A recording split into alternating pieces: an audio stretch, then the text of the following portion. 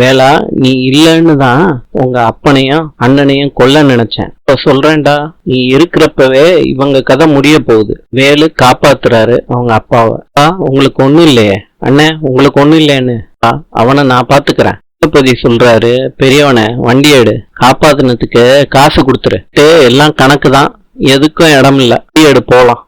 கஷ்டப்பட்டு பேக தூக்கிட்டு வராங்க. இது உட்கார்றாங்க சக்தி.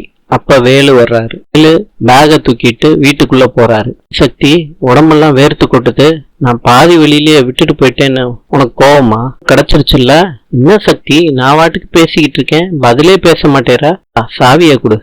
ஆட்டோல போன்னு சொல்லிட்ட, சாவியும் கொடுக்கல, காசும் கொடுக்கல, எப்படி நான் இங்க வர்றது?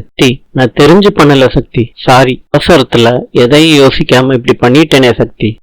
யார அடிக்க போன? தானே ஓடுன, என்னமோ பண்ணு, சாவிய கொடு. கூட வேலை இதெல்லாம் நான் சொல்லியிருக்க மாட்டேன். நீ வேற என்னமாச்சும் ப்ராப்ளம் நீ நினைப்ப இல்ல, அதனாலதான் சொன்னேன். எனக்கு இந்த வேலை பழக்கம் இல்ல, இருந்தாலும் நான் பழகிக்கிறேன். மெய்யநாதனோட அம்மா சக்திய பாத்தியான்னு மெய்யநாதன் கிட்ட கேக்குறாங்க. எல்லாத்துக்கும் மாப்பிள்ளையே குறை சொல்லாதம்மா சொல்றாரு. என்னப்பா வேலன் சக்திய வலுக்கட்டாயமா தூக்கிட்டு போயா இந்த பதில சொல்லிக்கிட்டு இருக்கீங்க? வேலன் சொன்னதுல என்ன தப்பு இருக்கு? உன்னோட ஒய்ஃபு அவன் கூட இருக்கணும்னு ஆசைப்படுறான். பாட்டி சொல்றாங்க, மெய்யநாதா மாறவே இல்லடா, நீ உள்ள போ. போனா போமா சொல்றாரு. பாட்டி சொன்னதுல என்னப்பா தப்பு இருக்கு? தூரி சொல்றாங்க, செல்வி அப்பா சொல்றாங்கல்ல, போய் படிமா. நீங்க என்ன பண்றீங்கன்னு உங்களுக்கு புரியுதா? நைட்டு வேலனை திட்டுறீங்க, இப்ப என்னன்னா வேலனுக்கு சப்போர்ட் பண்றீங்க, என்ன சொல்லுங்க. ஏனாதன் சொல்றாரு, நான் என்ன செய்யறதுன்னு தவிச்சுக்கிட்டு இருக்கேன் கேக்குறாரு.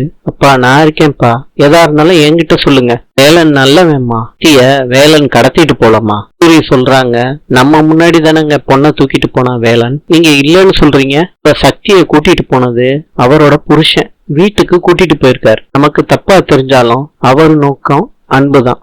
அப்படின்னா கல்யாணத்துக்கு முன்னாடி நம்ம விஷயமே வேற. கல்யாணத்துக்கு முன்னாடி சக்திய கடத்தினது வேலன் இல்ல. பார்க்கல சண்டை போட்டான்ல பிரகாஷ், அவன் தான் வேலன் குரல்ல பேசி சக்திய கடத்தி இருக்கான். எல்லாருக்கும் அதிர்ச்சி ஆயிருச்சு. என்னடா சொல்ற, இது உண்மைன்னு எப்படி தெரியும்? இத யாரு சொன்னாலும் நான் நம்பி இருக்க மாட்டேன், பிரகாஷ் தாமா சொன்னான்றதெல்லாம் மெய்யநாதன் சொல்றாங்க. சொல்றாரு, அவனுக்கு திருப்பியும் பதிலடி கொடுக்கணும், அவன் சொன்னா நம்ம செய்யணுமா? பிரகாஷோட சாவு என் கையில தான்ப்பா.